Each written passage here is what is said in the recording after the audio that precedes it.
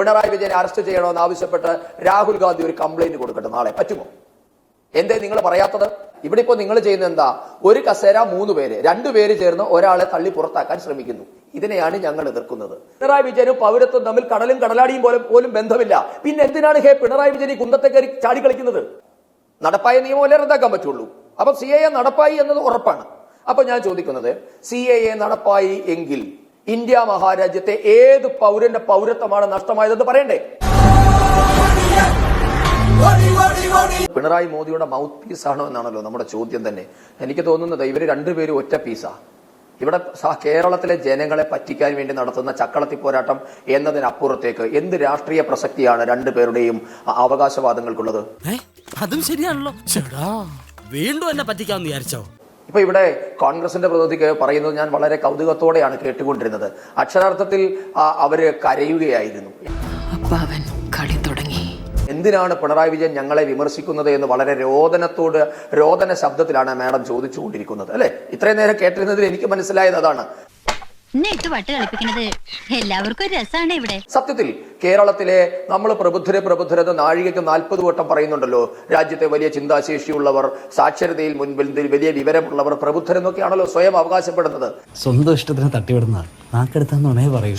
India മഹാരാജ്യത്ത് മറ്റേതെങ്കിലും ഒരു ജനതയെ ഇങ്ങനെ രാഷ്ട്രീയക്കാർ പറ്റിക്കുന്നുണ്ടോ എന്ന് കേരളത്തിലെ 3.5 കോടി ജനങ്ങളും ഒന്ന് ഇരുത്തി ചിന്തിക്കണമെന്നാണ് എനിക്ക് അഭ്യർത്ഥിക്കാറുള്ളത്. നിങ്ങളുടെ രാഷ്ട്രീയം ഏതുമാകട്ടെ, 2 പേരും നിങ്ങളെ പറ്റിക്കുകയല്ലേ? ഞാൻ പറഞ്ഞു വരുന്നത് എന്താന്ന് വെച്ചാ പറയണമെന്നില്ല, കാര്യം നമുക്ക് മനസ്സിലായി. ഇവിടെ ഇപ്പോ വളരെ കൗതുകകരമല്ലേ കേരളത്തിലെ മത്സരം? ഇപ്പൊ വയനാട്ടില് CPI നേതാവ് ആനി രാജ മത്സരിക്കുകയാണ്. സത്യത്തിൽ ഈ ഇന്ത്യ മഹാരാജ്യത്ത് നല്ല ലോക തെരഞ്ഞെടുപ്പ് ചരിത്രത്തിൽ ഇത്രയും അപഹാസ്യമായ പരിഹാസ്യമായ ഒരു മത്സരമുണ്ടോ? ക്ഷമിക്കണം, ഉപദ്രവിക്കരുത്, ജീവിതമാണ്. നിന്റെ വക്കോൽ തുറു. ആനി രാജ വോട്ട് ചോദിക്കുകയാണ്, രാഹുൽ ഗാന്ധിയെ തോൽപ്പിച്ച് നിങ്ങൾ എന്നെ വിജയിപ്പിക്കണം. എന്തിനാണ്? ദില്ലിയിൽ ചെന്ന് ഞാൻ രാഹുൽ ഗാന്ധിയെ പ്രധാനമന്ത്രിയാക്കാൻ.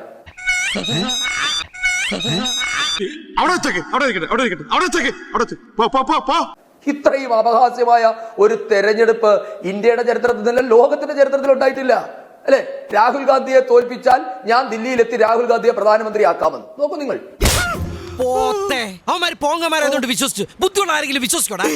ഈ തിരുവനന്തപുരത്ത് എന്താ മത്സരം? പന്നിൻ രവീന്ദ്രൻ വോട്ട് ചോദിക്കുകയാണ് ശശി തരൂരിനെ തോൽപ്പിക്കാൻ. എന്തിനാ? ദില്ലിയിൽ ചെന്ന് രാഹുലിനെ പ്രധാനമന്ത്രിയാക്കാൻ. തരൂർ എന്തിനാ മത്സരിക്കുന്നത്? പന്നിനെയും രാജീവ് ചന്ദ്രശേഖരനെയും തോൽപ്പിച്ച് ദില്ലിയിലെത്തി രാഹുലിനെ പ്രധാനമന്ത്രിയാക്കാൻ.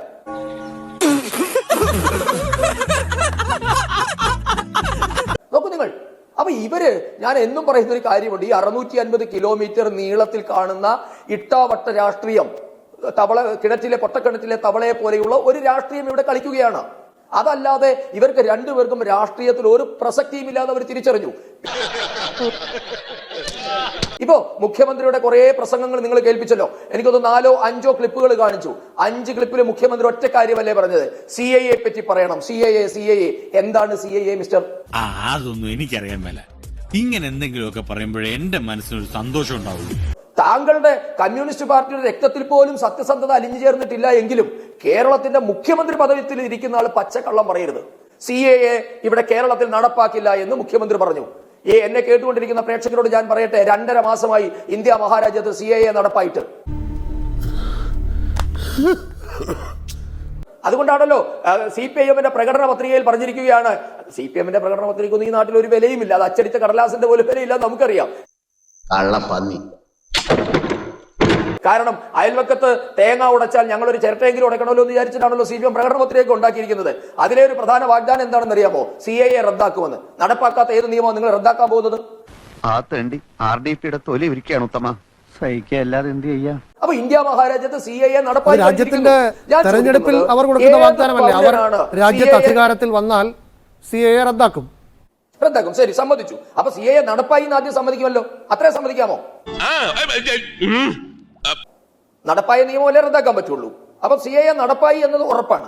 അപ്പൊ ഞാൻ ചോദിക്കുന്നത്, CAA നടപ്പായി എങ്കിൽ ഇന്ത്യ മഹാരാജ്യത്തെ ഏത് പൗരന്റെ പൗരത്വമാണ് നഷ്ടമായതെന്ന് പറയണ്ടേ? സൂക്ഷിച്ച് നോക്കണ്ടടാ ഉണ്ണി, ഇത് ഞാനല്ല. ഇങ്ങനെ മിണ്ടാൻ പറ്റാതെ നിൽക്കുന്നതിന് ഞങ്ങളുടെ നാട്ടിൽ എന്താ പറയാന്നറിയോ? അണ്ണാക്കിലെ പിരിവെട്ടി. എന്തിനാണ് നിങ്ങൾ കള്ളം പറയുന്നത്? ഇത് ഈ രാജ്യത്തെ ജനങ്ങളെ ഉദ്ദേശിച്ചുകൊണ്ടുള്ള നിയമമേ അല്ല. CAA എന്നുള്ളത് വിദേശികൾക്ക് വേണ്ടിയിട്ടുള്ള നിയമമാണ്. CAA-യുടെ വിശദാംശങ്ങളിലേക്ക് പോകാൻ സമയമില്ല, അത് മറ്റൊരു ഡിസ്കഷനാണ്. അതായത് CAA എന്നുള്ളത് വിദേശ പൗരന്മാർക്ക് വേണ്ടി നടപ്പാക്കിയിട്ടുള്ള ഒരു നിയമം. ഇന്ത്യൻ പൗരന്മാരെ ഒരു രീതിയിലും ബാധിക്കാത്ത ഒരു നിയമത്തിന്റെ പേരിൽ കേരളത്തിലെ ഇസ്ലാം സഹോദരന്മാരെ ഇളക്കിവിട്ട് കൊച്ചിലെ കൂടെ കളിക്കുന്ന പ്രായത്തിൽ തുടങ്ങിയ നീ ആ ചെറുക്കനെ മൂപ്പിക്കാൻ വേണ്ടിയുള്ള വിസിലടി വയസ്സുകളൊക്കെ തോനായില്ലേ അതാടിസ്ഥാനത്തിലാവുന്നു എന്നുള്ളതാണ് അതിന്റെ പ്രശ്നം. അതുകൊണ്ടാണല്ലോ അത് ഭരണഘടനാ വിരുദ്ധമാണെന്ന രീതിയിൽ ചോദ്യം ചെയ്യപ്പെടുന്നത്. ആ ന്യായങ്ങളും അന്യായങ്ങളും ഒക്കെ അവിടെ നിൽക്കട്ടെ. ഇന്ത്യയിലെ ഏതെങ്കിലും മത മുസ്ലിങ്ങളായിട്ടുള്ളവരെ നിയമം ബാധിക്കുന്നുണ്ടോ? ബിനു എന്ന് പറഞ്ഞത് ഇത് ഇന്ത്യക്കാർക്ക് വേണ്ടിയിട്ടുള്ളതല്ല എന്ന് സമ്മതിച്ചതിന് വലിയ നന്ദി. പിന്നെ എന്തിനാണ് ഈ കേരളത്തിലെ ഇട്ടാവട്ടത്തിൽ കിടക്കുന്ന പിണറായി വിജയൻ കിടന്ന് ചാടിക്കളിക്കുന്നത്? എന്തിനാ പിണറായി വിജയൻ എന്തിനാ ഇതിനകത്ത് എന്ത് റോളാ ഉള്ളത്? ഇവൻ പറയുന്നത് വിശ്വസിക്കരുത്. ഇവൻ ഭക്ഷണം കഴിക്കാനും കള്ളം പറയാനും മാത്രമാണ് വാ തുറക്കുന്നത്. ഞാൻ ചോദിക്കുന്ന പൗരത്വമുള്ളത് ഇന്ത്യ ഗവൺമെന്റ് ഭരണഘടനാ പ്രകാരം നമ്മളുടെ കോൺസ്റ്റിറ്റ്യൂഷൻ അടിസ്ഥാനത്തിൽ കേന്ദ്ര സബ്ജക്റ്റ് ആണ്.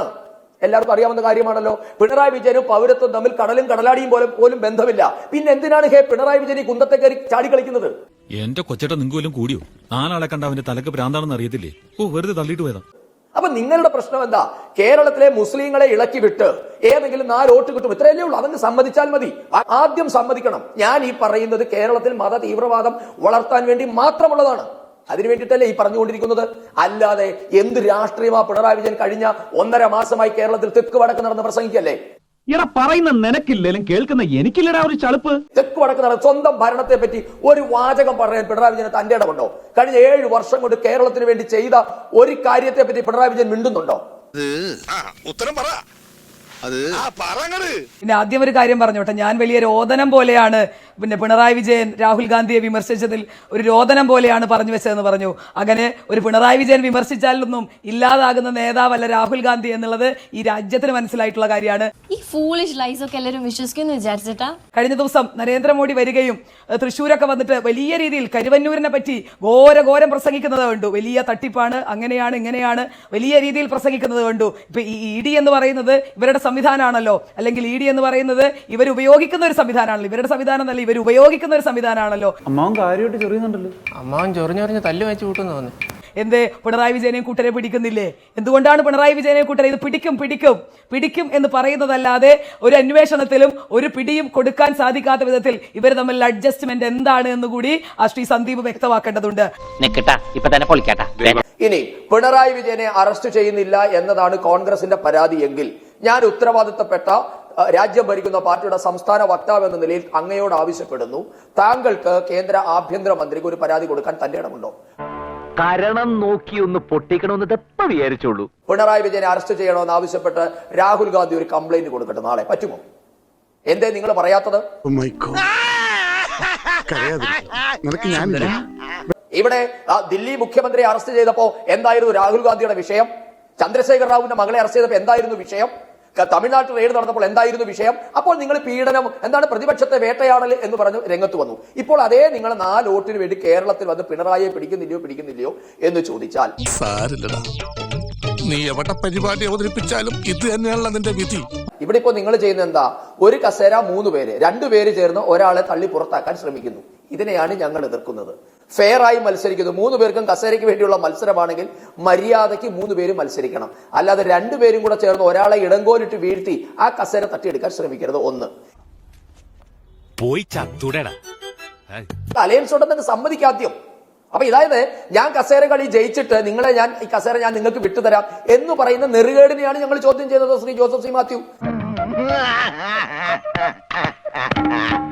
അനിയാ പോട്ടെ, അമ്പിമോനെ പോട്ടറ. സാറേ ഒന്നും വിചാരിക്കില്ലേ മക്കളെ, മാമനോടൊന്നും തോന്നല്ലേ?